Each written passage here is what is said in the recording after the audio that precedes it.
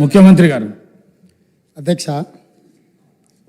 ప్రజాస్వామ్యంలో ప్రతిపక్షాలకు అవకాశం ఇవ్వాలి, వాళ్ళు ఏదైనా వివరణ ఇచ్చుకునే అవకాశం ఇవ్వాలనే ఉద్దేశంతో మైక్ ఇచ్చాము.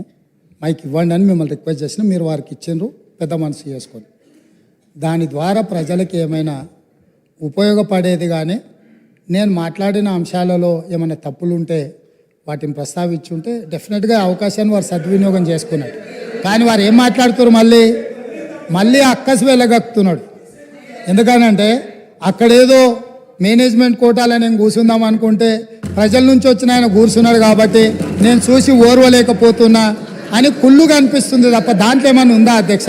సరే, ఏదేమైనా అధ్యక్ష, గత ప్రభుత్వము ఎంత గొప్పలు చెప్పుకున్నా కొన్ని వాస్తవాలను ప్రజలు కూడా గమనిస్తున్నారు. మీ ద్వారా వాళ్ళు ఆ సమయంలో మరి గుర్తుందో లేదో ఇప్పుడు గుర్తు చేయదలుచుకున్న అధ్యక్ష, 10వ తరగతి ప్రశ్నాపత్రాలు వాట్సాప్లలో తిరుగుతూ 10వ తరగతి పరీక్షలే నిర్వహించలేని అసమర్థ ప్రభుత్వం ఆనాడు ఉండే. 12వ తరగతి అంటే ఇంటర్మీడియట్ ప్రశ్నాపత్రాలు చక్కగా దిద్ది ఫలితాలు ప్రకటించలేక ప్రభుత్వం ప్రైవేటు వ్యక్తులకు ఆనాటి మంత్రివర్గంలో ఉన్న కీలకమైన వ్యక్తి యొక్క మిత్రులకు ఆ కాంట్రాక్టు కట్టబెట్టడంతో సిజీజీ నుంచి తప్పించి అనుభవం లేని వాళ్లకు మిత్రులకు కట్టబెట్టడంతో అందులో జరిగిన ఫలితాల అవకతవకలలా 25 మంది నూనూగు మీసాల యువకులు ఆత్మహత్యలు చేసుకున్నారు. ఈ చావులకు ఆనాటి ప్రభుత్వం కారణం కాదా? ఇవి ప్రభుత్వ హత్యలు కాదా? ఇది పక్కన పెడితే అధ్యక్ష, డెఫినెట్గా తొందర ఏం లేదు అన్నీ. అది కాకుండా అధ్యక్ష, తెలంగాణ పబ్లిక్ సర్వీస్ కమిషన్ మీకు తెలుసు ఎంత ప్రతిష్టాత్మకమైన సంస్థ, ఎంత బాధ్యతగా పరీక్షలు నిర్వహించాలి, ఎంత బాధ్యతాయుతంగా వ్యవహరించాలి. ఈ వ్యవహారాలన్నిటిని పరీక్షలు నిర్వహించే తెలంగాణ పబ్లిక్ సర్వీస్ కమిషన్ నిర్వహించిన పరీక్షలు ప్రశ్నాపత్రాలు చివరికి జిరాక్స్ సెంటర్లలో ఎక్కడ పడితే అక్కడ అగ్వకు ఎట్లా పడితే అట్లా అమ్ముకునే పరిస్థితి వచ్చి, ఇది మేం చెప్పింది కాదు, పంపకాలలో పంచాయతీ వచ్చి వాళ్ళే ఫిర్యాదులు చేసుకొని ఈ ప్రభుత్వం గొప్పగా మేం కనిపెట్టినామన్నారు.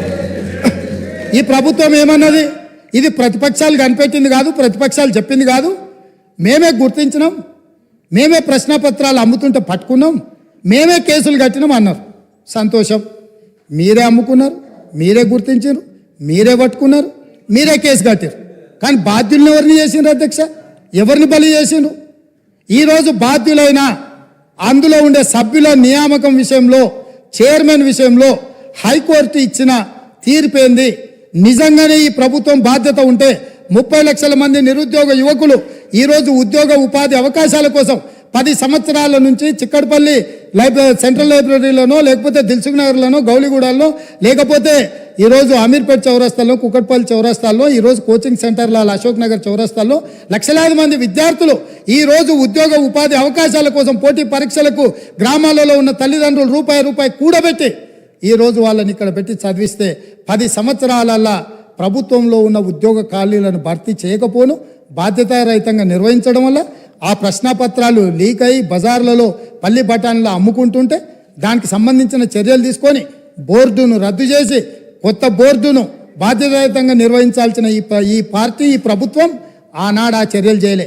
ఎన్నికల్లో వచ్చినప్పుడు వాళ్ళని కొంతమంది విద్యార్థులను పిలుచుకొని కూర్చొని మాట్లాడి మంత్రి గారు చెప్తారు, అవును తప్పు జరిగింది మళ్ళీ మూడోసారి అవకాశం ఇస్తే మిమ్మల్ని నిండా ముంచుతామని వాళ్ళకి మాటలు చెప్తున్నారు. తప్పు జరిగిందని మీరు గుర్తించినప్పుడు, మీ పాత్ర అందులో లేనప్పుడు పాత్రులైన బాధ్యులైన వాళ్ళ మీద చర్యలు తీసుకోవడానికి మీరు ఆ పరీక్షలను నిర్వహించిన వాళ్ళ మీద బోర్డులో నియమించిన సభ్యులకు అర్హత లేదు అని కోర్టు కూడా ప్రభుత్వానికి సూచన చేసినప్పుడు యుద్ధ ప్రాతిపదికన చర్యలు ఎందుకు తీసుకోలేదు? దీనికి కారణం మీరు కాదా? ఇలాంటి 10వ తరగతి పరీక్ష నిర్వహించలేనోళ్ళు, 12వ తరగతి పరీక్షల పేపర్లు దిద్దలేనోళ్ళు, తెలంగాణ పబ్లిక్ సర్వీస్ కమిషన్ ద్వారా ప్రభుత్వ ఉద్యోగ నియామకాలు చేపట్టలేనోళ్ళు ఖచ్చితంగా సిగ్గుతో తల వంచుకోవాల్సిందే. తెలంగాణ సమాజానికి క్షమాపణ చెప్పి తీరవలసిందే అధ్యక్ష. అదేవిధంగా అధ్యక్ష ఇంకొక మాట చెప్పదలుచుకున్న అధ్యక్ష, స్కూల్ ఎడ్యుకేషన్ మీద ఇచ్చిన రిపోర్ట్లో నేషనల్ అచీవ్మెంట్ సర్వే ర్యాంకింగ్ 31 అధ్యక్ష. అంటే ఇంకా కింద ఏది లేదు అధ్యక్ష. అసలు నేషనల్ అచీవ్మెంట్ సర్వే స్కూల్ ఎడ్యుకేషన్కి సంబంధించి తెలంగాణ రాష్ట్రానికి ఉన్న ర్యాంక్ ఏంటంటే 31. రాష్ట్రాలే కాదు యూనియన్ టెరిటరీల కంటే కూడా అధ్వానంగా తెలంగాణ రాష్ట్ర విద్య ఉంది అని అంటే ఈ తప్పకుండా వాళ్ళు తల వంచుకోవాల్సిందే, సిగ్గుపడాల్సిందే అధ్యక్ష. అదేవిధంగా అధ్యక్ష